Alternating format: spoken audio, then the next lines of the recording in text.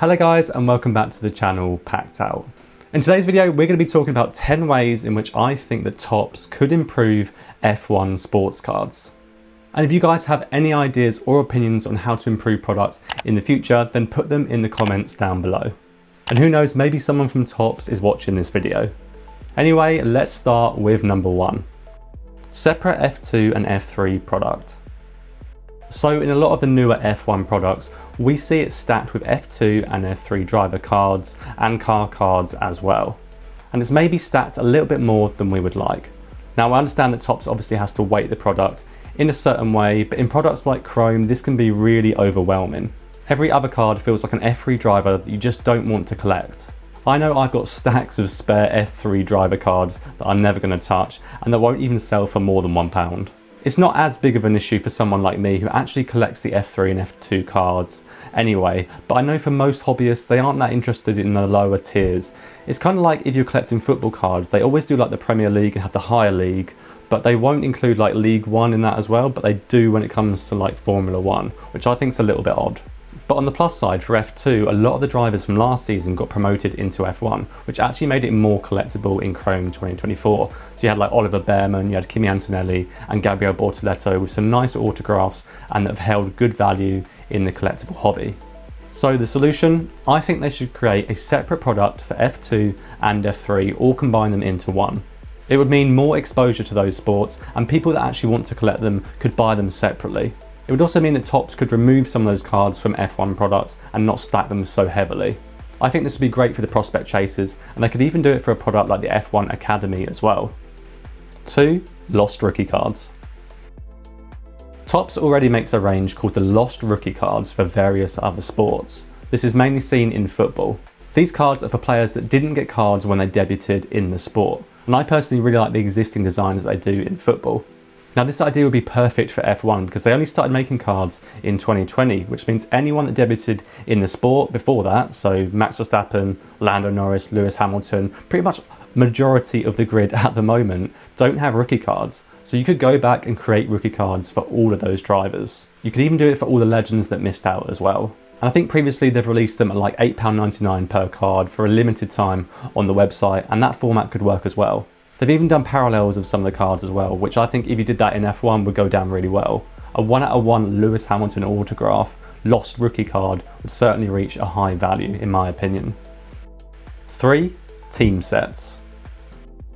Again in football we see team sets, so one team will have a specific box or product containing those players or the staff. So for example, Arsenal, Chelsea, all the big teams have these custom boxes. And I think it's a no-brainer to actually make that product into F1. Imagine a McLaren team box that has Lando Norris, Oscar Piastri, the team principals, the engineers, all the legends, the facilities, all into one product.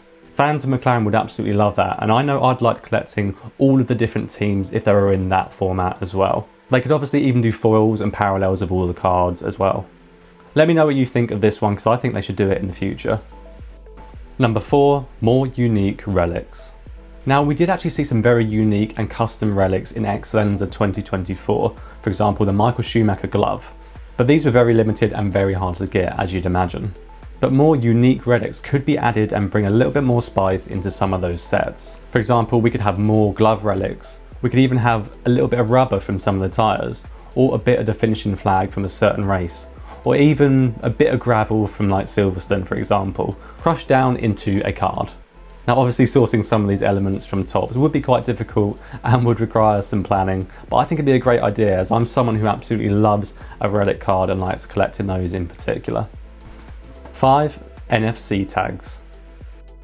So NFC stands for Near Field Technology, which is what you use when you use your contactless phone to pay for things. It's a small tag that can be put inside anything, so why not do it for a card? MGC actually already uses technology in their slabs, and you can scan it with your phone and it will take you to the website to prove that this card is authentic. And I think the possibilities are endless if you put this inside a card.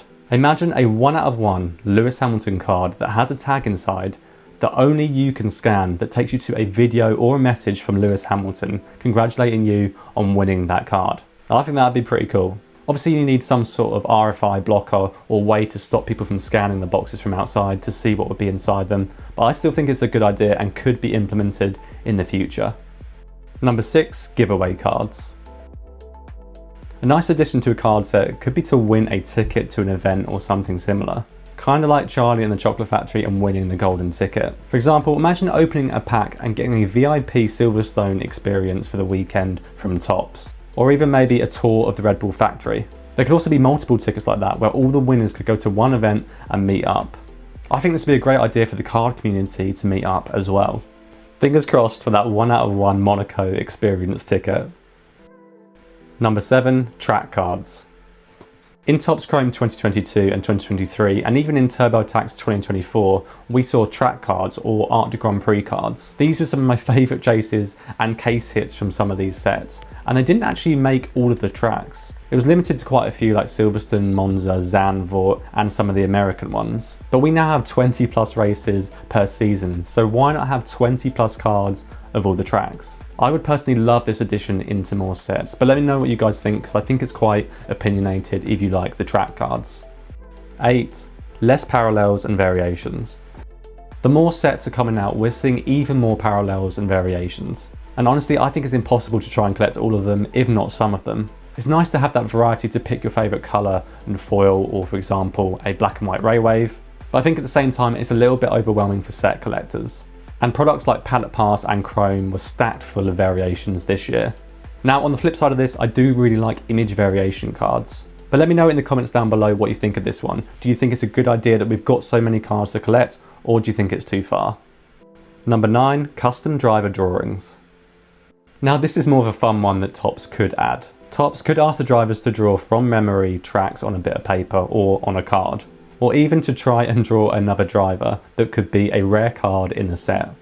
I know Topps have done this kind of thing before in the Sidemen set where they all had to draw each other. And I would personally really like to see someone like Alexander Albon drawing George Russell. But it's definitely more of a fun idea, this one, so let me know what you guys think about that. Finally, number 10, vintage sets.